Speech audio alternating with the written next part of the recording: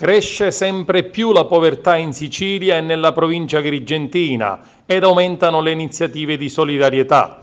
Da un dossier pubblicato dalla Caritas in questi giorni si descrive uno spaccato angosciante che nel 2018 ha aiutato una cinquantina di famiglie ogni settimana con assistenza di ogni genere. La stragrande maggioranza, oltre il 60%, sono naturalmente cittadini agrigentini ed anziani in modo particolare, pensionati in larga parte che vivono la povertà in anzianità perché non sono più in condizioni di pagare affitti, bollette o spese mediche o che con i pochi soldi della propria pensione aiutano figli che hanno uno stipendio precario oppure che il lavoro lo hanno perso da anni e sono senza tutela da parte degli istituti previdenziali.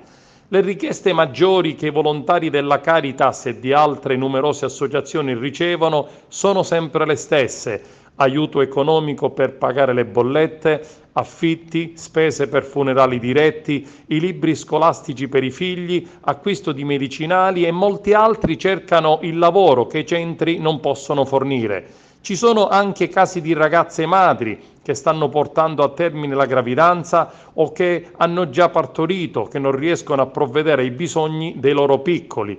Il centro aiuto alla vita della provincia di Agrigento svolge un ruolo fondamentale, assistendo molte di queste donne, fornendo loro medicine, pannolini ed altro di necessario. Una triste situazione che riguarda non solo anziani, ma giovani ed adulti senza un lavoro o addirittura senza un minimo salario. Molti di questi adesso sono in attesa del reddito di cittadinanza, il sostegno che arriverà fra qualche mese dal governo centrale.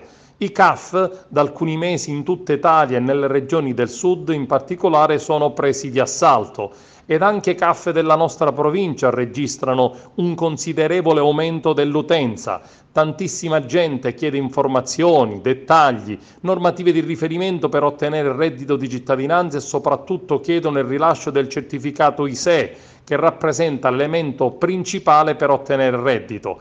Ad Agrigento, come in tutta Italia, ci sono anche persone che studiano altre soluzioni e scappatoie varie per prendere soldi, magari per il figlio o da altri familiari diretti, modificando la residenza in altre abitazioni oppure lo stato di famiglia.